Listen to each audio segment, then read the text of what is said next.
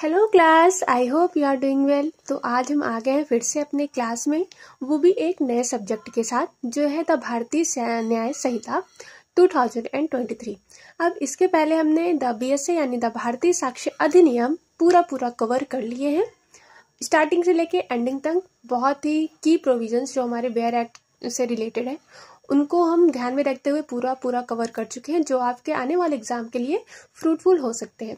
तो अगर अभी तक आपने नहीं देखा है तो आप मेरे चैनल में जाके उसको भी कवर कर सकते हैं हैंड टू हैंड। और आज हम अपना नया कह सकते हैं नया एक सब्जेक्ट स्टार्ट करने वाले हैं और ट्राई करेंगे कि इसको आगे आने वाले 6-7 क्लासेस में या मैक्स टू मैक्स 10 क्लास या बहुत ही ज़्यादा कम करेंगे तो 8 क्लास तक तो पूरा ही हो जाएगा, ठीक है। और इसको हम बेयर एक्ट के हिसाब से पढ़ेंगे, यानी जितने भी की प्रोविजंस हैं, जितने भी इसेंशियल्स एलिमेंट हैं, उस हिसाब से इसको हम आगे कवर करेंगे, जो आपके लिए बहुत ही ज़्यादा फ्रूटफुल होगा। तो बाकी आगे हमसे जुड़े रहिए और जो भी सजेशंस देना हो आप दे सकते हैं। तो आज हम स्टार्ट करने वाले हैं द भारतीय न्याय संहिता 2023। जो हमको पता है इसका जो इन्फोर्समेंट डेट है वो कब हुआ था, 1 जुलाई 2024 में। अब भाई हमारा द भारतीय न्याय संहिता आया किसकी जगह पे है? हम इसके पहले एक कानून था जिसको पढ़ते थे, द इंडियन पीनल कोड 1860। अब वो 1860 यानी 1860 का लॉ था जो कि ब्रिटिश एरा में लाया गया था बाय ब्रिटिशर्स, जो थे हमारे लॉर्ड मैकॉले साहब। उनके लिए मतलब उनके द्वारा हमारा IPC ड्राफ्ट किया गया था, ठीक है। ये तो हुआ हमारा IPC का छोटा सा इंट्रोडक्शन। अब हमने IPC में कितने सेक्शंस पढ़े थे? 511। भाई बहुत लंबा चौड़ा हमारा बेयर एक्ट था, 511 सेक्शंस थे, ठीक है। उसमें हम जानते ही थे क्योंकि मतलब ये एक सब्सटेंटिव लॉ है एज वी ऑल नो। और इसमें क्या है कि IPC में क्या डिफरेंस था कि हमारा जो ऑफेंस है वो उसकी डेफिनेशंस अलग दी गई थी और जो उसका पनिशमेंट है वो उसके लिए सेक्शंस अलग बनाए गए थे। तो अब हमारे भारतीय न्याय संहिता में क्या कर दिया गया है, उसी चीज को कंबाइन कर दिया गया है, यानी एक ही सेक्शन में उसका डेफिनेशन और एक ही सेक्शन में उसका पनिशमेंट, दोनों ही क्लॉज वाइज यानी सब सेक्शन वाइज उसको बताया गया है। जिससे सबसे पहले हमारा इसके जो सेक्शंस है वो 511 से कम हो जाते हैं, ठीक है। पहली बात तो ये आई थिंक 598 नहीं 558 58 इतने सेक्शंस हैं इसमें। तो पहली बात तो इसको कंबाइन कर दिया गया है, इसलिए इसके सेक्शंस कम हो जा रहे हैं। अब आने वाले एग्जाम में ये हमको बहुत ही ज़्यादा अच्छा भी होगा क्योंकि हमको सेक्शंस कम पढ़ने पड़ेंगे, लेकिन उतना ही कंफ्यूजिंग होगा। अब कंफ्यूजिंग क्यों होगा? क्योंकि जब हम अलग अलग सेक्शंस पढ़ते हैं, लाइक मान के चलो कि 300 में हमने मर्डर पढ़ा, 302 में उसका पनिशमेंट पढ़ लिया, ठीक है। अब ये हमको अलग अलग सेक्शंस याद थे, लेकिन अब क्या हो गया है कि हमको उसी में फर्स्ट सब सेक्शन में हमको उसका डेफिनेशन पढ़ना है, सेकंड सब सेक्शन में हमको उसका पनिशमेंट पढ़ना है, मान लो थर्ड में उसका एक्सप्लेनेशन आ गया, तो हमको अब सब सेक्शंस वाइज याद रखना पड़ेगा, जो कि मे बी डिफिकल्ट हो सकता है और होगा ही, क्योंकि हमारे दिमाग में IPC भर गया है। तो हमको BNS पढ़ने के लिए काफ़ी टाइम लग सकता है। फिलहाल 2-4 बार जहाँ रिवाइज हुआ ये भी उतना हो जाएगा। तो ये तो हो गया है एक नॉर्मल और स्पीडी इंट्रोडक्शन इसका हो गया कि भारतीय न्याय संहिता आया कब। हमारा ये इंडियन गवर्नमेंट के द्वारा इसको बिल पारित किया गया था by the name of new criminal acts, जो कि 3 थे। हमारे भारतीय न्याय संहिता जो कि IPC को रिपील करता है, हमारा भारतीय साक्ष्य अधिनियम जो कि इंडियन एविडेंस एक्ट को रिपील करता है, और हमारा भारतीय न्याय सुरक्षा अधिनियम जो कि हमारे CRPC यानी क्रिमिनल कोड को रिपील करता है। तो आज हम जो हमारा IPC को रिपील कर रहा है यानी भारतीय न्याय संहिता, हम उस पर पढ़ाई करेंगे, ठीक है। किसमें क्या क्या चेंजेस है यही सब वगैरह। अब ज़्यादा चेंजेस तो आए नहीं है ये तो हमने BSA में भी देख लिया था कि इसमें ज़्यादा चेंजेस नहीं है, सेम थ्योरी है, सेम इसेंशियल्स हैं, सेम ऑफेंसेस हैं, बस बहुत ज़्यादा इसमें डिफरेंस किया गया है तो पनिशमेंट में, यानी इनको कहीं कहीं फॉर एग्जांपल 510 हम पहले IPC में पढ़ते थे कि जब कोई ड्रंकन पीपल पब्लिक में ऐसे घूमता है और मतलब पीस को ब्रीच करता है इस टाइप का, तो उसको 24 घंटे के लिए कारावास की सजा और 10 रुपए तक का उसको फाइन लगाया जाता है। अब भाई तब के टाइम में 10 रुपया बहुत ज्यादा था, है ना। आज के टाइम में 10 रुपया क्या है? तो अब वही चीजें पनिशमेंट के हिसाब से बढ़ा दी गई हैं। ऑफेंस सेम है, बस पनिशमेंट 10 की जगह 100 फाइन लग गया है, 10 की जगह 1000 फाइन लग गया है। तो इसमें सिर्फ फाइन जो पनिशमेंट होती है उसको कुछ चेंजेस किए गए हैं, कुछ नहीं बहुत ज़्यादा ही चेंजेस किए गए हैं। और इसके अलावा हम इसमें कुछ ऐसे की फैक्टर्स हैं जो कि अलग से जोड़े गए हैं। लाइक हम इसमें पढ़ेंगे 111 में ऑर्गेनाइज्ड क्राइम क्या होता है, और इसमें सबसे ज़्यादा तो इसमें जो पनिशमेंट हम पहले 5 पनिशमेंट पढ़ते थे वो इसमें 6 यानी एक पनिशमेंट और जोड़ दिया गया है जो कि है कम्युनिटी ऑफ द सर्विस, वो जोड़ दिया गया है। फिलहाल हम इसको जैसे जैसे कवर करते रहेंगे वैसे वैसे इसको हम पढ़ते रहेंगे, ठीक है। तो इसका एक वो इंट्रोडक्शन हो जाए। भारतीय न्याय संहिता जो है हमारा, ये इनैक्टमेंट डेट इसकी कब है, 25 दिसंबर 2023, यानी 25 दिसंबर 2023 को इसको प्रेसिडेंट से असेंट मिल गया था, यानी प्रेसिडेंट साहब ने बिल पे साइन कर दिया था कि ले जाओ तुम्हारे 3 क्रिमिनल लॉस, ठीक। अब भाई हो गया, तो इसमें 6 महीने लग गए इसको इन्फोर्समेंट करने में। तो इसका इन्फोर्समेंट डेट कब है हमारा, 1 जुलाई 2024 हमारा इन्फोर्समेंट डेट हो गया। अब इसमें सेक्शंस कितने हैं, 358, हाँ मुझे याद था, मतलब 358 इसके टोटल सेक्शंस हैं और चैप्टर्स हैं इसके 20। तो ये वो इन्फॉर्मेशन है जो हमको हर एक एक्ट के बारे में ध्यान ही रखना चाहिए, ताकि हम कौन सी चीज़ें कहाँ पर दी हुई हैं उसका हम इसका ब्यौरा अच्छे से कर पाएँ। फिर अब इसमें ज़्यादा कुछ जाते हुए ना, हम डायरेक्ट आते हैं हमारे सेक्शंस पे। अब इसके पहले कुछ जो की फैक्टर्स होते हैं जो हमको किसी भी क्या जो हमको इस मेन न्याय संहिता को पढ़ने से पहले जानना होता है, उसको हम जान लेते हैं। लाइक किसी भी पनिशमेंट को करने के लिए, किसी भी क्राइम को करने के लिए, किसी भी ऑफेंस को कमिट करने के लिए कौन कौन से स्टेजेस जरूरी होती हैं। तो देयर आर टोटल 4 स्टेज जो कि बहुत ज़्यादा इंपॉर्टेंट होती हैं किसी भी क्राइम को करने के लिए। अब पहला, उसमें से सबसे पहला जो होता है इंटेंशन। भाई कोई किसी काम को क्यों करना चाहता है, क्योंकि उसकी इंटेंशन है। आज अगर आप जुडिशरी क्वालिफाई करना चाहते हैं तो उसके लिए भी आपकी एक इंटेंशन होगी। ऐसा नहीं है कि विदाउट इंटेंशन घुस गए हैं बस, ठीक है, क्वालिफाई करना है। भाई क्यों क्वालिफाई करना है, ये इंटेंशन आपके लिए होगी। पैसों की कमी है, नहीं भाई रुतबा चाहिए, नहीं भाई पावर चाहिए, है ना, नहीं मुझे समाज के लिए कुछ करना है। तो ये सब क्या है, ये सब हमारी इंटेंशंस में आती हैं कि जिसपे हमारा पूरा जो वर्क है, पूरा जो हमारा एक्ट है किस पे डिपेंड करता है, वो चीज़ हो गया हमारा इंटेंशन। अब इसको हमारे लॉ के लैंग्वेज में इसको क्या बोला जाता है, मेंसरिया। तो मेंसरिया मतलब होता है गिल्टी माइंड, ठीक है। मतलब किसी भी क्राइम को करने के लिए हमारे पास नहीं, उस क्रिमिनल के पास सबसे पहला जो चीज़ होना चाहिए वो होता है मेंसरिया, यानी गिल्टी माइंड। उसके दिमाग में कुछ खुराफात चल रही हो कि हमको ये मारना है, तो क्यों मारना है, क्योंकि इसने मेरी ज़मीन हड़प के रखी है, क्योंकि इसने मुझे 4 लोगों के बीच में गालियाँ दी। तो यहाँ से आपका गिल्टी माइंड स्टार्ट हो गया। फिर जो उसका दूसरा आता है वो होता है हमारा प्रिपरेशन। अब एक्टस रियस हमारा जोड़ लीजिए उसी में, इंटेंशन में ही, कि गिल्टी माइंड होगा जब तक एक्टस रियस, यानी जब तक उस पर एक्ट नहीं किया जाएगा तब तक वो कोई भी क्राइम नहीं माना जाएगा। अब सेकंड आता है हमारा प्रिपरेशन। कोई भी क्राइम करना है तो उसके लिए इंसान प्रिपेयर करता है। लाइक क्राइम को अगर अलग कर दें, हम जुडिशरी की तैयारी कर रहे हैं, लेकिन जुडिशरी क्वालिफाई करने के लिए हमें क्या करना पड़ रहा है, हमें प्रिपेयर होना पड़ रहा है। हम प्रिपेयर कर रहे हैं खुद को उस हिसाब से कि हम जाके एक दिन जज की कुर्सी पे बैठे और जब वहाँ बैठे तो हम उसके काबिल हो, है ना। तो ये चीज़ हो गया हमारा प्रिपरेशन। अब इसकी थर्ड जो स्टेज आती है वो है हमारा अटेम्प्ट। इंटेंशन हो गया, प्रिपरेशन हो गया, थर्ड आ गया हमारा अटेम्प्ट। अब भाई हमने पूरा प्रिपेयर कर लिए, मान लो हमने जितने भी लॉस थे, जीके जीएस सब हमने पढ़ लिया। अब हम देने जा रहे हैं अटेम्प्ट, अब हम दे रहे हैं एग्जाम्स, है ना। एग्जाम में क्वालिफाई हुए, यानी अटेम्प्ट में क्वालिफाई हुए तो हमारा क्राइम हो गया। अगर नहीं क्वालिफाई हुए तो हम बच गए, या कहीं कहीं अटेम्प्ट टू क्राइम का भी मतलब अटेम्प्ट टू लाइक मर्डर हो गया, अटेम्प्ट टू डकैती हो गया, है ना। तो इन सब का भी चार्जेस लग जाता है। अब चौथा आता है हमारा कमीशन, जो होता है फाइनल कमीशन, यानी जिसके लिए हमारा इंटेंशन था, जिसके लिए हमने पूरी प्रिपरेशन की, जिसके लिए हमने अटेम्प्ट किया, अब वो जो है क्राइम घटित हो गया है, यानी वो कमीशन हो गया है, वो कमिटेड हो गया है। तो ये 4 स्टेजेस होते हैं हमारे किसी भी क्राइम को अंजाम देने के लिए। ये हो गया एक छोटा सा व्यू जो हमको पता होना चाहिए कि हम आखिर ऑफेंसेस क्या होते हैं और ऑफेंस के कितने स्टेजेस होते हैं। तो ये हो गया हमारा 4 चीज़, इसको याद रखिएगा। ठीक है, अब हम आगे चलते हैं। तो हमारा जैसे कि हमको पता है कि आईपीसी प्रोस्पेक्टिव नेचर का था। हम article 372 of the Indian constitution में पढ़ते हैं कि जितने भी हमारे लॉज हैं वो प्रोस्पेक्टिव नेचर के होते हैं।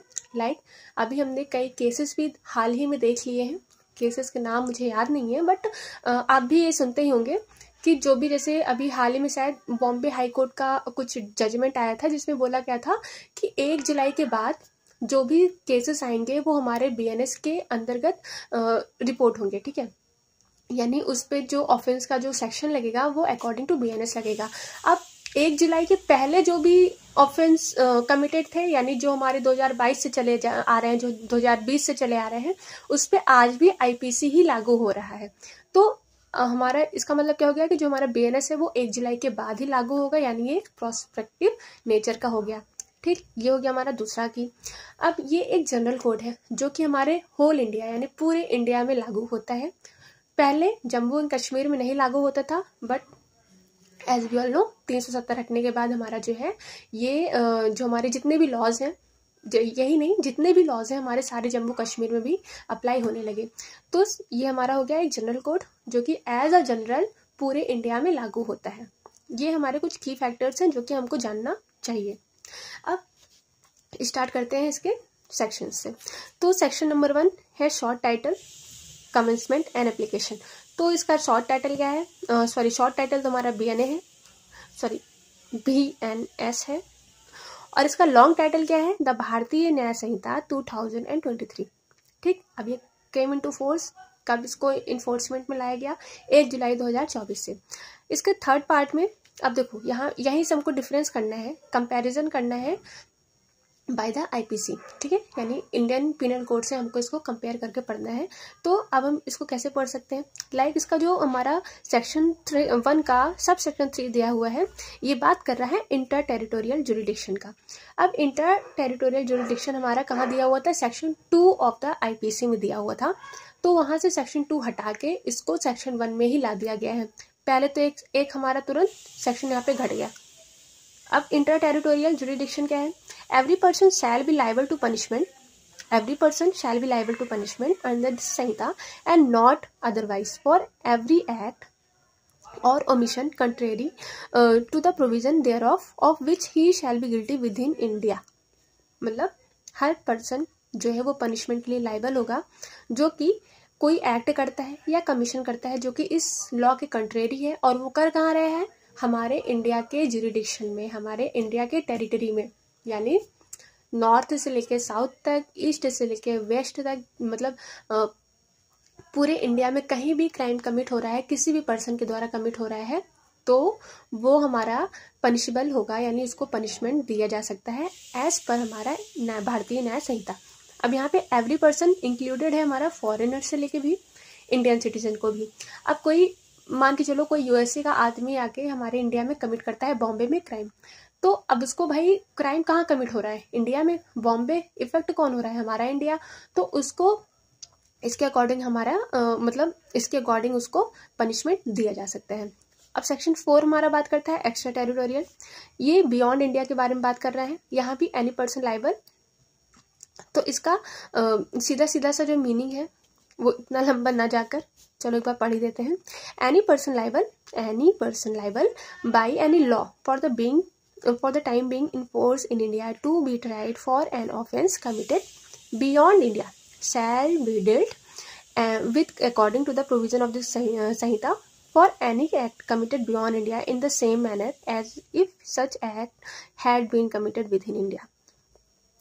तो यहाँ पे ज़्यादा डीपली ना जाके अगर एक शॉर्ट फॉर्म में, छोटे फॉर्म में इसको अगर समझाया जाए तो इसका मतलब है कि कोई भी पर्सन है जो कि इंडिया के बाहर बाहर क्राइम कर रहा है या इंडिया के अंदर क्राइम कर रहा है, लेकिन अगर उससे इफेक्ट हो रहा है हमारा इंडिया, ठीक है, उसका जो इफेक्ट आ रहा है वो हमारे इंडिया पे आ रहा है, तो उस पे जो है हमारा भारतीय न्याय संहिता अप्लाई होगा, यानी वहां पे जुरिडिक्शन होगा कोर्ट को कि उस पर्सन को पनिशमेंट दे सके। ठीक है, तो ये हो गया हमारा 4। सेक्शन 5 में यहाँ पे ये बताया गया कि this provision of the sanhita shall also apply to the offence committed by any citizen of India in any place without and beyond. वही सेम कि अगर कोई पर्सन है जो कि सिटीजन ऑफ इंडिया है, अगर वो इंडिया के अंदर करेगा तो जाहिर सी बात है उसको पनिशमेंट मिलेगी, लेकिन अगर वो बाहर भी करता है इंडिया के, फॉर एग्जांपल वो जाके नेपाल में कोई क्राइम कमिट कर रहा है तो उसको एज एन इंडियन पर्सन उसको भारतीय न्याय संहिता के अंदर उसको पनिश किया जा सकता है। बी में है any person on any ship aircraft registered in India. अब यहाँ पे कोई भी पर्सन है जो कि किसी शिप पर या किसी एयरक्राफ्ट पर जो कि इंडिया से ही रजिस्टर्ड है, अगर उस पर कोई क्राइम कर रहा है तो वो भी इस लॉ के अंदर यानी इस न्याय संहिता के अंदर उसको पनिशमेंट किया जाएगा। सी क्या है, any person in any place without and beyond India committing offence targeting a computer resource. अब ये हमारा नया आ गया यहाँ पे कंप्यूटर रिसोर्स। ये इसको हम एज अ साइबर क्राइम मान के चले कि अगर कोई पर्सन है जो कि इंडिया के बाहर ही है या इंडिया के अंदर ही है, इंडिया के अंदर तो हम सीधा सीधा मान लेते हैं कि भाई वो पनिश होगा। मान लो ये इंडिया के बाहर बैठ के वो सीरिया में बैठकर साइबर क्राइम कर रहा है, हमारे इंडिया के जितने भी डेटाज हैं उनको ले रहा है ना, उसको करप्ट कर रहा है, तो इस टाइप की जो कंडीशंस होती हैं वहां पर भी उसको पनिशमेंट दिया जा सकता है एज पर भारतीय न्याय संहिता। तो ये हो गया हमारा सी। अब सेक्शन नंबर 1 का सबसेक्शन 2, 3, 4 हमने 5 सब देख लिया। अब ये जितने भी थे हमारे, याद करिए आईपीसी के चैप्टर नंबर 1 में था ना, आईपीसी के सेक्शन 1, 2, 3, 4, 5 में टोटल यही लिखा हुआ था। तो अब इसको भाई पांचों जो हमारा सेक्शन था उसको एक में ही कंबाइन कर दिए, तो हमारे 5 सेक्शन तो वैसे ही कम हो गए यहाँ पे।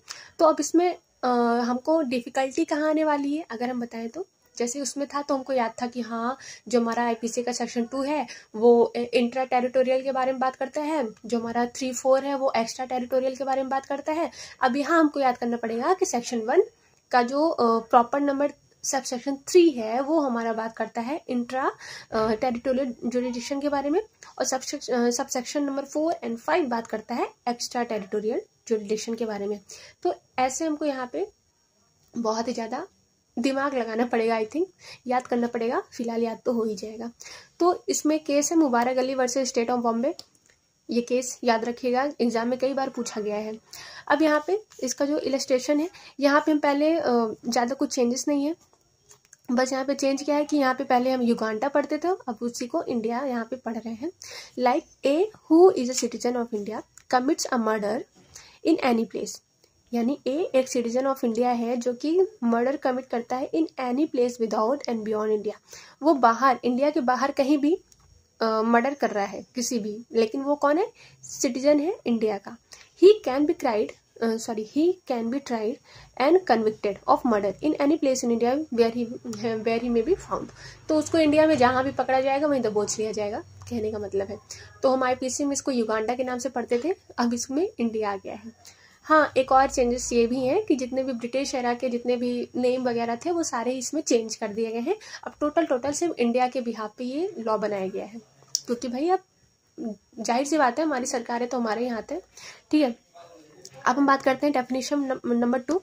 तो अब चैप्टर नंबर 2 में जो हमको जनरल एक्सप्लेनेशन देखने को मिलता था वो टोटल हमको सेक्शन नंबर 2 में यहाँ पे देखने को मिलेगा। यानी हम जो पढ़ते थे ना सेक्शन नंबर 6 से लेके सेक्शन 52 तक, आई थिंक नहीं 52A तक हम पढ़ते थे वहाँ पे हर्बर तक, तो हमारे ये पूरा चैप्टर नंबर 2 में आता था, है ना, सेक्शन 6, 7, 8, 9, 10 वगैरह वगैरह। तो अब ये सब उठा के हमारा सेक्शन नंबर 2 में एक ही जगह पे रख दिया गया है, 1, 2, 3 करके सीरीज वाइज। और इसमें एक ये भी प्रॉफिट है कि इसमें मतलब सीरियल वाइज रखा गया है, यानी ABCD एक्ट ऑफ सीरीज पहले दिया हुआ है, देन फिर B का लेटर आएगा, फिर C का लेटर आएगा, फिर D का लेटर आएगा। तो अगर इस हिसाब से इसको हम मतलब काउंटिंग करके पढ़े तो हमको अच्छे से याद हो सकता है। तो स्टार्ट करते हैं डेफिनेशन पढ़ना। फिर हमारा जो डेफिनेशन नंबर 2 है ये भाई इम्पॉर्टेंट है, जो कि पहले ही इम्पॉर्टेंट था, जनरल एक्सप्लेनेशन पूरा ही बताता है, तो अभी भी इम्पॉर्टेंट है। तो हमारा सेक्शन नंबर 2 का जो है सब सेक्शन 1 क्या बात करता है, एक्ट। अब एक्ट क्या है, denotes as well as a series of act and a single act अब कोई एक्ट हो रहा है या तो उसमें कई एक्ट हो रहे हैं, वो भी एज एन ऑफेंस आएगा, या तो वो एक सिंगल एक्ट है, वो भी इसमें एक्ट ही कहलाएगा। ये हम पढ़ते थे section number 33 of the IPC में, है ना। तो अब इसमें देखिए, हम इसमें ज़्यादा डीपली नहीं जा रहे हैं, क्योंकि हमें पता है कि ये सिर्फ और सिर्फ बेयर एक्ट प्रोविजंस के हिसाब से है। तो जितना हमारे प्री के लिए इंपॉर्टेंट है सिर्फ उतना ही हम ध्यान देंगे, है ना। और बाकी जहाँ जहाँ कुछ इंपॉर्टेंट जो सेक्शंस होंगे या कुछ इंपॉर्टेंट इसेंशियल्स एलिमेंट होंगे, हम उसको ध्यान देंगे। ज़्यादा इसमें जाना नहीं है, क्योंकि हमको मेन फोकस करना है हमारे सेक्शंस पे, वो याद होना चाहिए सबसे पहली बात। चलिए फिर आते हैं। अब यहाँ पे सबसेक्शन 2 बात करता है एनिमल। अब एनिमल कौन है एज पर हमारे बीएनएस, तो any living creature other than human being. अब ह्यूमन बीइंग तो हम जानवर नहीं बोल सकते ना, मनुष्य को जानवर से अलग किया गया है, लेकिन यहाँ पे एनिमल भी है। कौन है वो? एक लिविंग क्रिएचर है, यानी वो भी एक जीवित, मतलब एक जीवित प्राणी है, ठीक है। उसको हम यहाँ पे एनिमल की तरह डिनोट करेंगे, लाइक गाय, भैंस, कुत्ता, बिल्ली, ये सब, शेर, ठीक है। अब 3 हमारा चाइल्ड इंपॉर्टेंट हो जाता है। वो तो हर एक एक्ट में हमारा चाइल्ड का, बहुत सारे एक्ट में हमारे चाइल्ड की डेफिनेशन दी हुई है और हर जगह यहाँ पे इंपॉर्टेंट है। तो सेक्शन 3 हमारा बात करता है child means any person below the age of 18 years. No changes. हमको पता है कि 18 साल से छोटे जो बच्चे होते हैं उनको एज अ चाइल्ड डिनोट किया जाता है। तो हमारा सबसेक्शन नंबर 3 क्या बात करता है? चाइल्ड। 4 हमारा काउंटर फिटिंग। देखो हम यहाँ पे एक चीज देख रहे हैं ना, ए बी नहीं था, सी आया, सी के बाद यहाँ पे डी आ जाएगा, डी के बाद यहाँ पे ई आ जाएगा। तो हमको एज अ मतलब क्या कहते हैं इसको, ABCD के हिसाब से याद करना है, ठीक है। फिर सब सेक्शन नंबर 4 में हमको क्या दिया गया है? Counter fitting. काउंटर फिटिंग का मतलब होता है एक तरफ से उसको रिसेंबल करना, उसको चेंज करना। यानी अगर हम for example counter fitting coin example क्या है, ये तो पूरा ऑफेंस ही है कि जो नकली क्वाइंस होती हैं उसको काउंटर फिटिंग क्वाइन कहते हैं, ठीक है। तो यहाँ पे काउंटर फिटिंग का वो डेफिनेशन बताया गया है, who causes one thing to resemble other things intended by means that resemble to practise deception. तो यहाँ पे हमको सबसे पहले क्या दिख गया? इंटेंशन। तो इंटेंशन हमारा क्या है? डिसेप्शन, यानी किसी को धोखा देने के लिए हम एक चीज को किसी दूसरी चीज में कन्वर्ट कर रहे हैं। तो ऐसी चीजें जो होती हैं वो काउंटर फीट कहलाती हैं। अब यहाँ पे हमको इसेंशियल पॉइंट हमारा देखो, किसी भी ऑफेंस पे, कोई भी अगर ऑफेंस है, अगर हमको जानना है कि ये अपराध है या नहीं है, तो उसके लिए हमको सबसे पहले क्या देखना पड़ता है कि इसका इंटेंशन था, ठीक, इसका इंटेंशन था क्या आखिर। और हमारे इंटेंशन में मेंस रे यानी गिल्टी माइंड में हमारा डिसेप्शन आ सकता है, फ्रॉड आ सकता है, किसी के साथ डिसऑनेस्ट करने का जो इंटेंशन होता है वो आ सकता है, किसी को मारने का इंटेंशन आ सकता है ना, किसी को डिफेमेशन, किसी को जलील करने का इंटेंशन हो सकता है। तो ये चीजें हम देखते हैं कि अगर कोई इंसान कोई भी एक्ट कर रहा है तो वो किस इंटेंशन से कर रहा है और किस हद तक कर रहा है। तो इसी तरह हम किसी को पकड़ते हैं, यानी किसी भी ऑफेंस को पकड़ा जाता है कि हाँ ये एक ऑफेंस है। तो यहाँ पे हम काउंटर फीटिंग में देख लिए कि यहाँ पे जो हमारा मेंसरिया होगा वो हमारा डिसेप्शन होगा। वो ये जानता है कि वो गलत कर रहा है, वो किसी को धोखा दे रहा है, इसके बावजूद भी उसने एक थिंग को दूसरे थिंग में रिसेंबल किया। तो ये चीज हमारा क्या हो गया? काउंटर फीट हो गया। ये हो गया हमारा सबसेक्शन नंबर 4, ठीक है। अब फिर आ गया सेक्शन 5, सॉरी मुंह से निकल रहा है सेक्शन 5, 6 लेकिन ये सब सेक्शन है। पार्डन माई लैंग्वेज, अगर कहीं कहीं सेक्शन निकल भी जा रहा है तो आप उसको प्लीज सब सेक्शन समझ जाइएगा, क्योंकि अभी इतना हैबिट नहीं है ना। सही पूछो तो मुझे भी नहीं याद हुआ है, याद हो रहा है धीरे धीरे। तो सब सेक्शन हमारा 5 क्या होता है? कोर्ट। अब कोर्ट क्या है? मीन्स आ जज।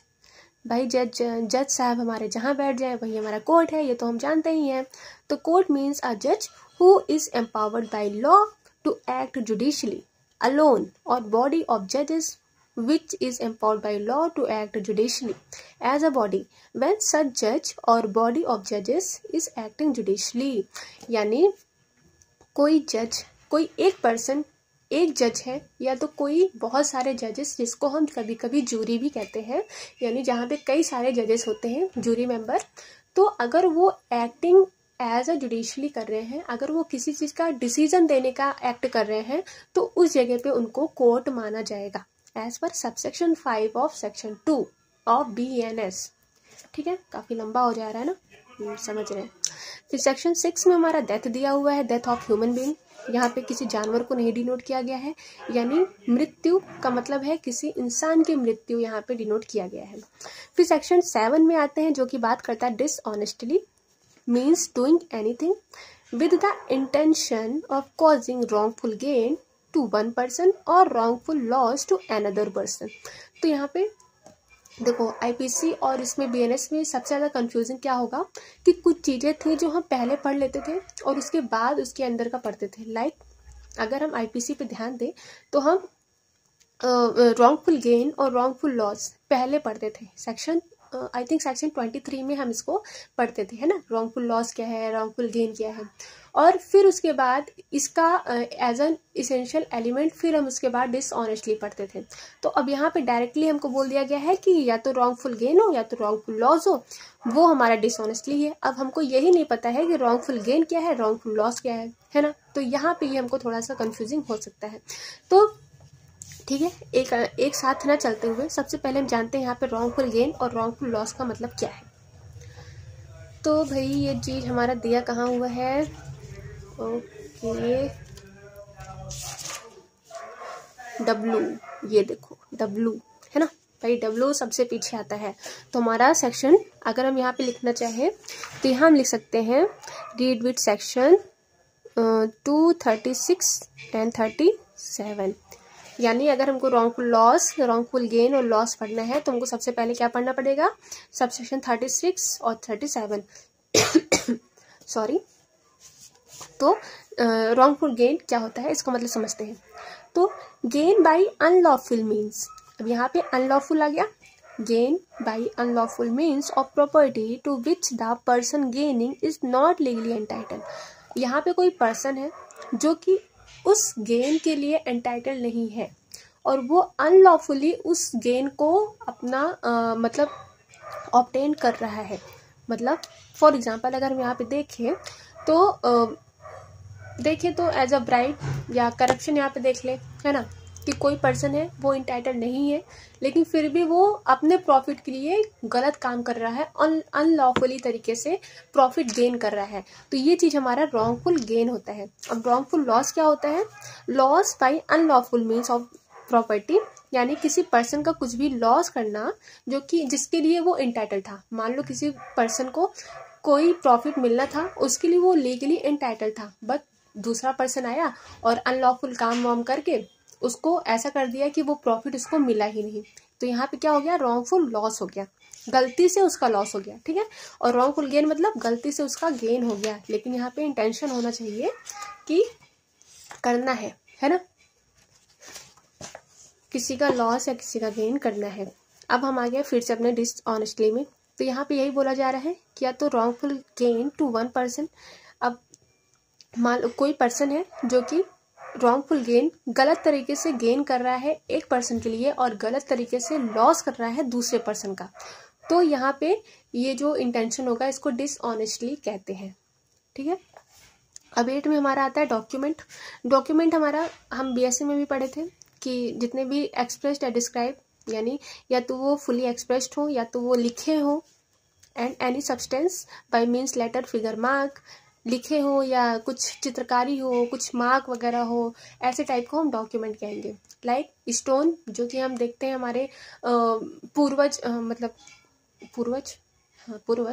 पूर्वज ही हैं हमारे, जो मतलब एंशिएंट टाइम के जितने भी थे वो हमारे स्टोन में कुछ कुछ लिख के चले गए हैं, है ना। तो जिसको हम एग्जाम्पल आई थिंक मुझे याद नहीं आ रहा है क्या है वो, क्या कहते हैं उसको, स्मारक, हाँ सॉरी। तो स्मारक में कुछ कुछ लिखा होता है, तो वो चीज़ें क्या है, एज अ मार्क वो हम डिनोट कर सकते हैं, तो वो हमारा डॉक्यूमेंट में आएगा। तो वो हो गया हमारा डॉक्यूमेंट। अब यहाँ पे इसके इलस्ट्रेशंस सेम टू सेम वही हैं जो कि इम्पॉर्टेंट है, यानी राइटिंग वो हमारा use and evidence as an document, इसको एविडेंस किया जा एज एन डॉक्यूमेंट इसको एविडेंस के रूप में प्रूव किया जा सकता है। चेक है हमारा डॉक्यूमेंट है, पावर ऑफ अटर्नी है डॉक्यूमेंट है, कोई मैप है, प्लान है, वो हमारा डॉक्यूमेंट है। A writing containing direction and instruction is a document. अब कोई कुछ लिखा है जिसमें कुछ डायरेक्शन, जैसे होता नहीं कि मैप होता है, हमारे जो पुराने ज़माने के लोग थे वो खजाना छोड़ के चले जाते थे, हम कई एग्जाम क्या कहते एग्ज़ाम मेरे दिमाग में एग्ज़ाम घूम रहा है, सॉरी। मूवीज़ में, हाँ, हम पुरानी मूवीज़ में देखते हैं कि कोई हमको मिलता है जिसमें पूरा मैप बना होता है, उसमें खजाना छुपा होता है कि आप ऐसे ऐसे मैप पे जाइए, वहाँ पर खजाना मिलेगा। तो वो जो मैप है वो भी हम एज एन डॉक्यूमेंट यहाँ पे यूज़ करेंगे। सॉरी, दिमाग अब ज़्यादा ही चल रहा है। तो सबसेक्शन 8 ये हमारा है, ठीक। तो फिर हम आते हैं अपने सेक्शन नंबर 9 में, जो बात करता है fraudulently means doing anything with the intention to defraud but not otherwise. तो यहाँ पे इंटेंशन हमारा डिफ्रॉड दिखा रहा है, ठीक है। और डूइंग एनीथिंग, कुछ भी करो, इसका मतलब ये है कि ये हमेशा प्रॉपर्टी से रिलेटेड नहीं है, यानी जो हमारा फ्रॉड होता है उसको हमेशा हम प्रॉपर्टी से यानी इकोनॉमिकली रिलेटेड नहीं कर सकते हैं। फ्रॉड हमारा किसी भी रिलेशनशिप में हो सकता है, किसी भी प्रॉपर्टी से रिलेटेड हो सकता है, कोई भी फिडेंशियरी रिलेशनशिप में हो सकता है, कहीं भी, एनीथिंग, ठीक है। यहाँ पे मतलब एक वाइडर सेंस में बोला गया है हमारा कि फ्रॉड क्या है। फॉर एग्जांपल हम इंडियन कॉन्ट्रैक्ट एक्ट के सेक्शन 17 में भी पढ़ते हैं, ठीक है। तो डिफ्रॉड का मतलब होता है डिसीट प्लस इंजरी। यहाँ पे भी डिसीटफुल होना चाहिए, ठीक है, इंसान के दिमाग में छल कपट होना चाहिए जिससे अगले पर्सन को इंजरी हो।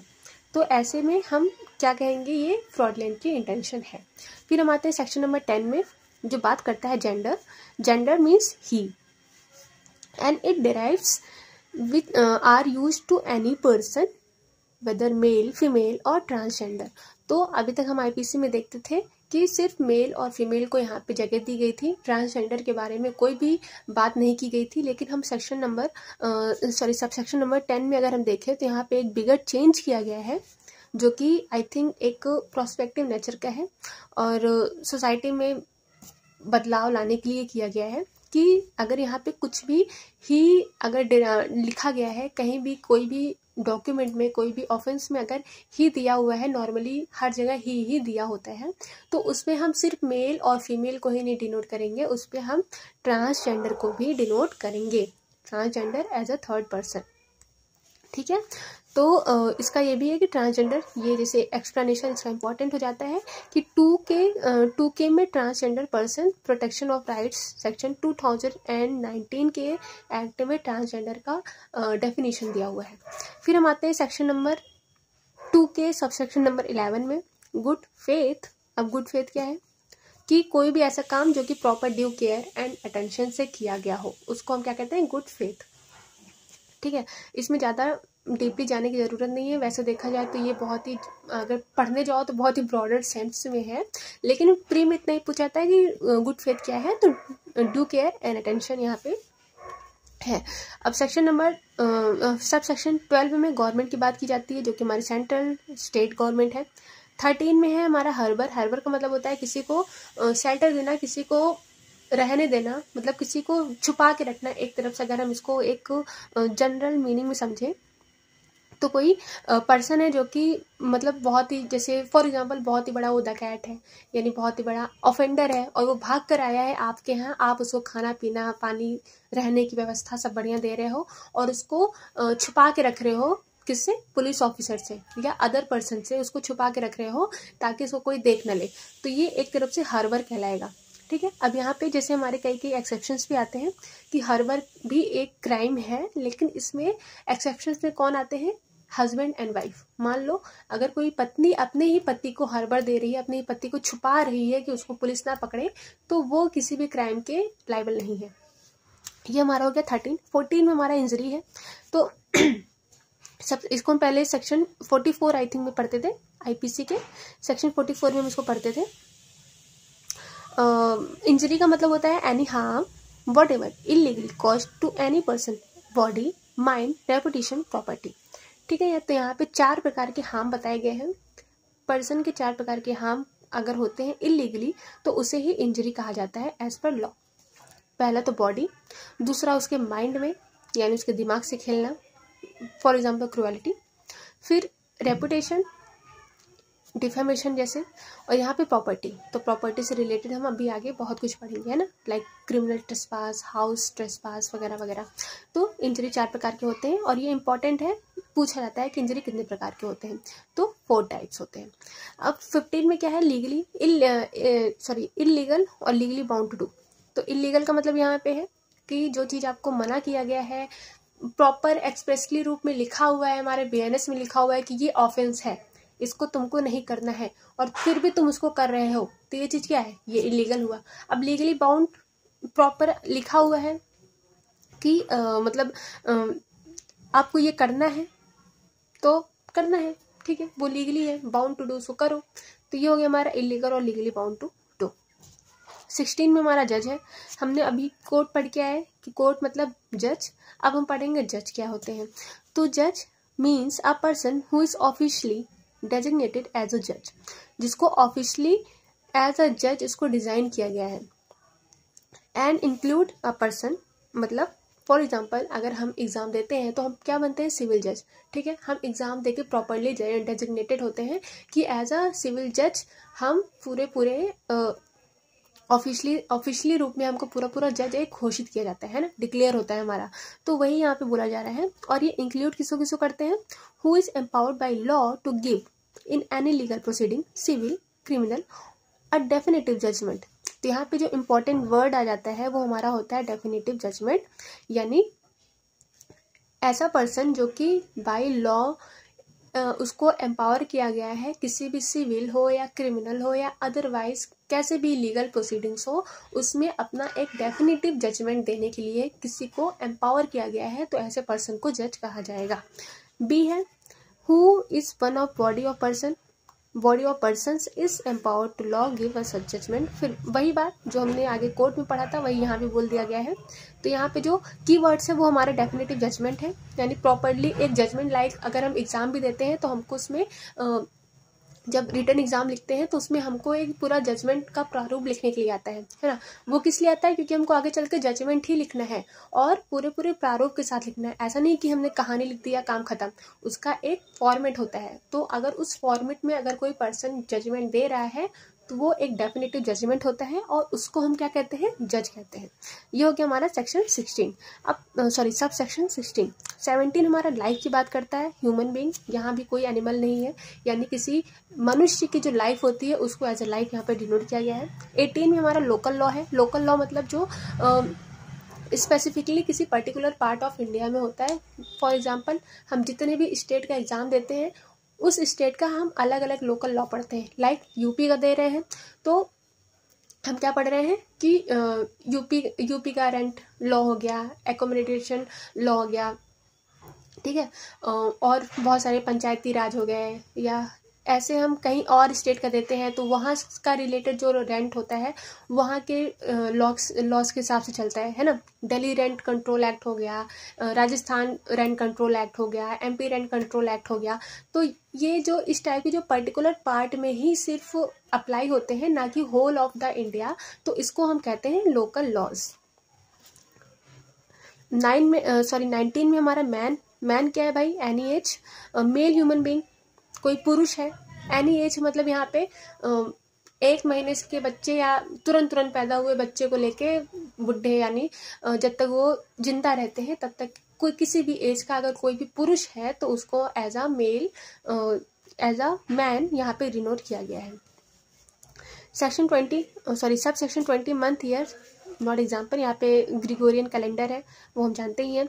21 में हमारा मूवेबल प्रॉपर्टी बताया गया है, तो ये भी इम्पॉर्टेंट हो जाता है, इसके लिए भी हमको पता ही है कि भाई क्या है।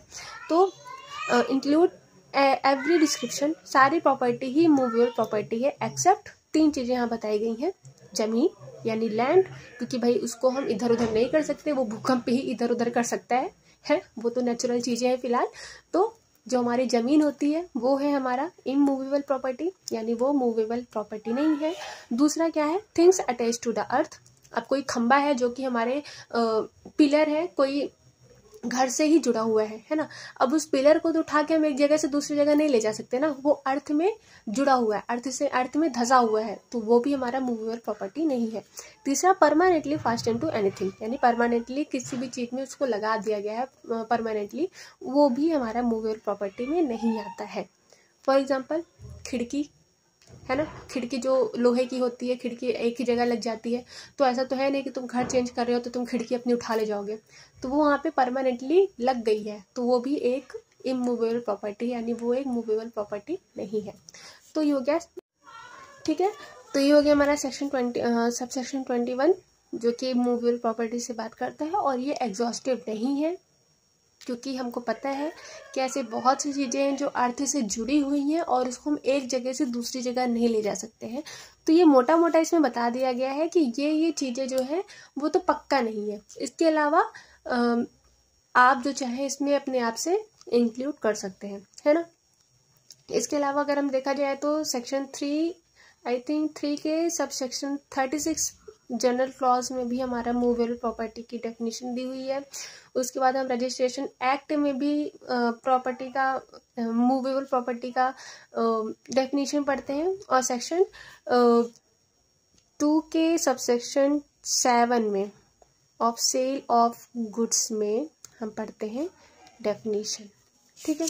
तो ये अगर आप कंबाइन करके पढ़ेंगे तो आई थिंक अच्छा होगा। फिर 22 नंबर नॉट इम्पॉर्टेंट। 23 में ओथ, यानी यहाँ पे अफर्मेशन की बात किया जा रहा है, तो ये भी उतना इम्पोर्टेंट नहीं है। अफर्मेशन हमको पता ही है कि ओथ दिलाई जाती है किसी भी अथॉरिटी को, किसी भी ऑफिस के, मतलब ऑफिस में एंट्री के पहले, वही होता है ओथ। 24 में क्या है, ऑफेंस, जो कि हमारा सेक्शन पहले कौन से सेक्शन 40, हाँ, आईपीसी के सेक्शन 40 में हमारा ऑफेंस बताया गया था कि ऑफेंस क्या है। तो वही चीज जो इस हमारे बीएनएस में पनिशेबल है वो ऑफेंस है, ठीक। अब इसमें ये चीजें जो इतना लंबा चौड़ा लिखा हुआ है ना, ये क्या है, ये डेफिनेशन है, इसमें मतलब पनिशेबल नहीं है, मतलब इसमें पनिशमेंट नहीं बताई गई है, इसमें सिर्फ ऑफेंस की डेफिनेशन दी हुई है। पनिशमेंट तो दूसरे सब सेक्शन में बताई गई है, तो जहाँ पे पनिशमेंट दिया हुआ है वो होता है हमारा ऑफेंस, ठीक। तो इस ये भी है। इसके अलावा 25 ओमिशन, वही हमारा जैसे एक्ट हमने पढ़ा था उसी तरह हमारा ओमिशन है, या तो सिंगल ओमिशन होगा या तो सीरीज ऑफ ओमिशन होगा। ये चीजें हमको पढ़नी कहाँ पड़ती हैं, लाइक सेक्शन 34 हम पहले पढ़ते थे, है ना, जिसको 34 का जहाँ पे कॉमन इंटेंशन वगैरह था तो वहाँ पे हम पढ़ते थे, या रेस जस्टे में अगर इसको हम एक तरफ से देखें तो जो सीरीज ऑफ द ट्रांजेक्शन होता है ना, section 6 of the IPC BSA का आई थिंक सेक्शन 4 है, हाँ सेक्शन 4 ऑफ द बीएसए है, उसमें पढ़ते हैं ना कि रेस जस्टे हमारा जो डॉक्ट्रिन होता है कि एक ही सीरीज में कई जो एक्ट होते हैं उसको एक ही ऑफेंस का मान लिया जाता है ना, तो वो चीज़ें हमारा इन सब से मिला जुला के ही सब डिनोट किया जाता है। फिर सेक्शन 2 का सबसेक्शन 26 पर्सन इंक्लूड करता है एनी कंपनी, एसोसिएशन और body of person whether incorporated और नॉट। तो पर्सन यहाँ पे सिर्फ पर्सन नहीं है, कंपनी भी हो सकती है, एसोसिएशन भी हो सकता है। ये इंपॉर्टेंट हो जाता है, यहाँ पे यही पूछा था कि कंपनी और association as a person include होता है कि नहीं, तो हाँ होता है। अब 27 हमारा पब्लिक से बात करते हैं, तो पब्लिक मतलब एनी क्लास ऑफ पब्लिक और any community, like caste based हो सकता है, रिलीजन बेस्ड हो सकता है ना, कम्युनिटी बेस्ड हो सकता है। कहीं कहीं हम देखते हैं कि हर एक स्टेट में अलग अलग सी सोसाइटीज़ बनी हुई हैं, तो इस टाइप की जो कम्युनिटी होती है उसको हम एज अ पब्लिक डिनोट करते हैं। फिर हमारा 28 में पब्लिक सर्वेंट दिया हुआ है, काफ़ी लंबा चौड़ा है ये, और बहुत ही मतलब बहुत ही प्यारा सा सेक्शन है, इसमें ज़्यादा डीपली जाना नहीं है। पब्लिक सर्वेंट मोटा मोटा अगर हम प्यार से इसको समझें तो पब्लिक सर्वेंट वो होता है जिसको सैलरी दी जाती है हमारे स्टेट गवर्नमेंट या हमारे सेंट्रल गवर्नमेंट के द्वारा। अथॉरिटीज़ जो होती हैं उन्हीं को हम पब्लिक सर्वेंट बोलते हैं। अब इसमें कई कई केसेस भी आए हैं, लाइक जो हमारे एमपी हैं, हमारे एमएलए हैं, क्या वो है पब्लिक सर्वेंट, तो इस पर 2-4 केसेस हैं जो हमको याद होने चाहिए। फिलहाल इसको हम पढ़ नहीं रहे हैं। इसमें थोड़ा थोड़ा जैसे आर्मी, नेवी, एयरफोर्स, जो हमारे मिलिट्री के जो पर्सन्स होते हैं वो पब्लिक सर्वेंट्स हैं, वो पब्लिक सर्वेंट हैं। जजेस जो होते हैं वो पब्लिक सर्वेंट हैं। कोई ऑफिसर है कोर्ट के, वो पब्लिक सर्वेंट हैं, ठीक है। मेंबर ऑफ पंचायत हो गए, वो भी पब्लिक सर्विस है, पब्लिक सर्वेंट है। एवरी आर्बिट्रेटर, जो आर्बिट्रेटर होते हैं वो भी पब्लिक सर्वेंट होते हैं। पुलिस ऑफिसर हो गए, या ऐसे पर्सन जहाँ पे किसी भी पर्सन को कन्फाइंड किया जाता है। कन्फाइंड का मतलब कहाँ होता है भाई? जेल में होता है। जेल में कौन होता है? पुलिस ऑफिसर होता है। तो पुलिस ऑफिसर भी हमारा पब्लिक सर्वेंट है।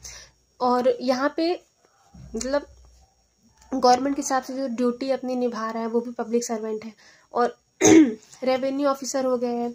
इलेक्शंस के रिगार्डिंग जो भी ऑफिसर्स काम करते हैं वो भी पब्लिक सर्वेंट होते हैं। मतलब जो पब्लिक के लिए काम कर रहा है और जिसको सैलरी दी जा रही है हमारे गवर्नमेंट्स के द्वारा, वो सारे ही पब्लिक सर्वेंट हैं।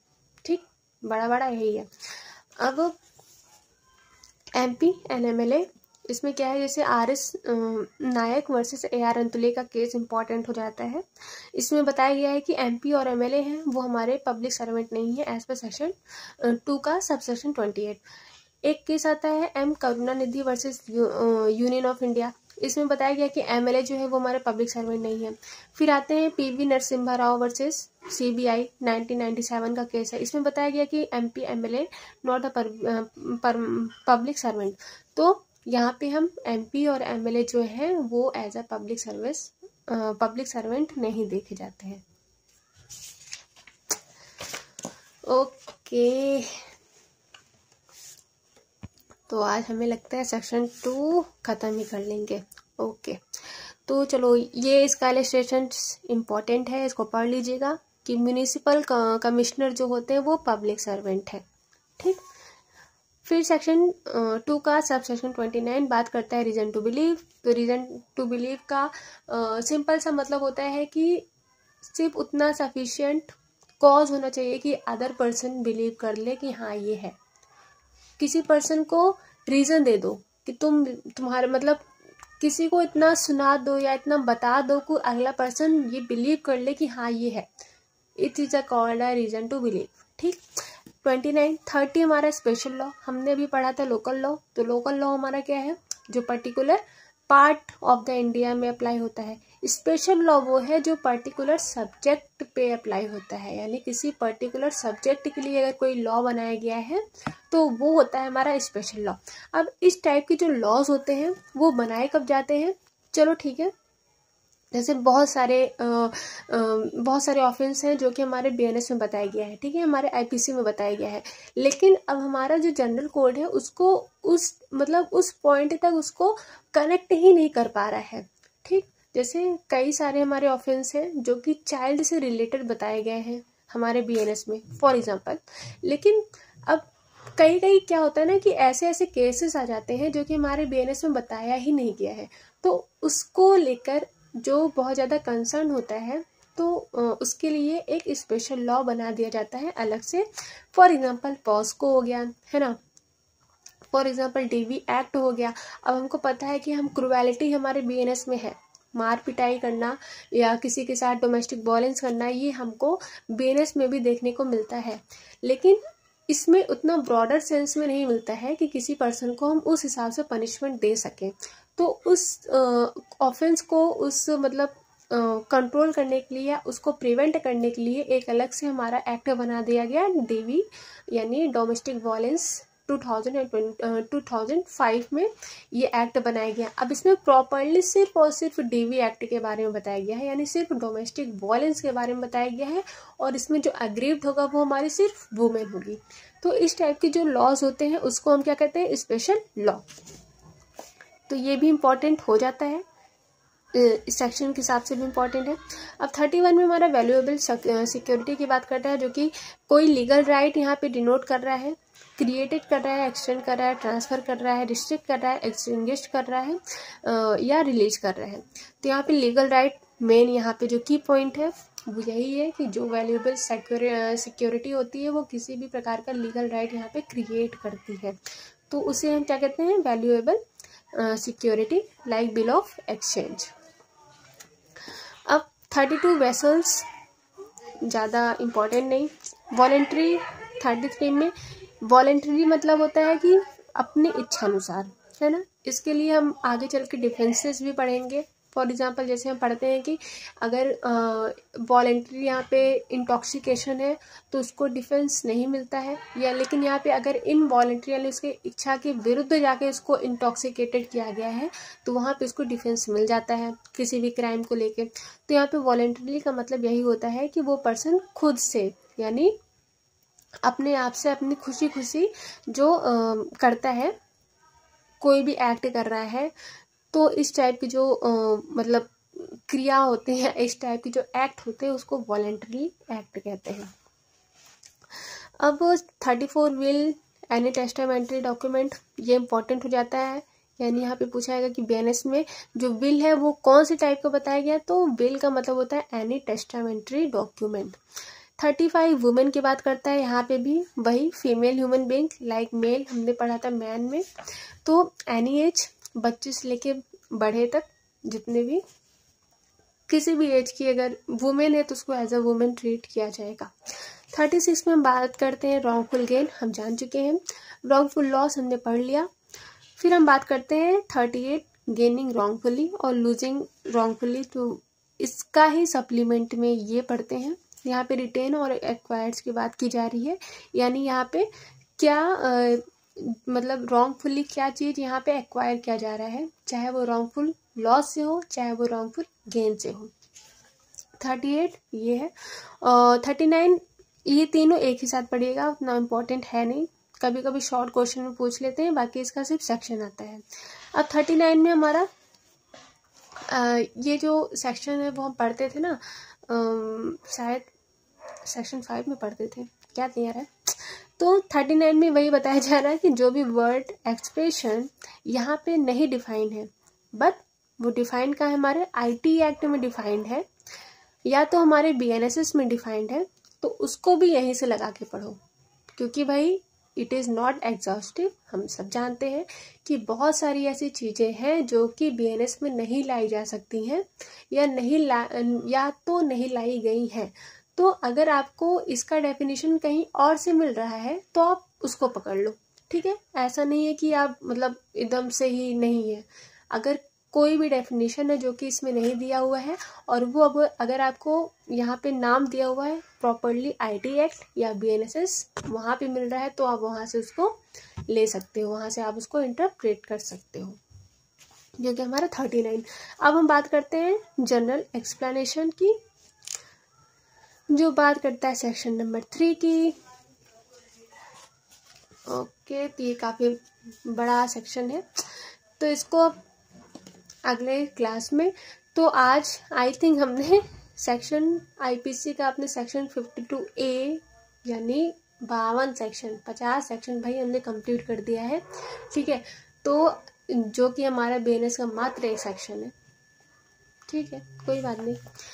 फिलहाल आज की क्लास यहीं तक। अगर आपको मेरी क्लासेस अच्छी लगती हो तो please do like, subscribe and share this video. और अगर कोई मतलब कमेंट हो या कोई कॉम्प्लीमेंट हो या कोई सजेशन हो तो आप उसको दे सकते हैं। And thank you all of you for being here and be prepare for your exam. I hope you are doing well. जल्दी से जज करो।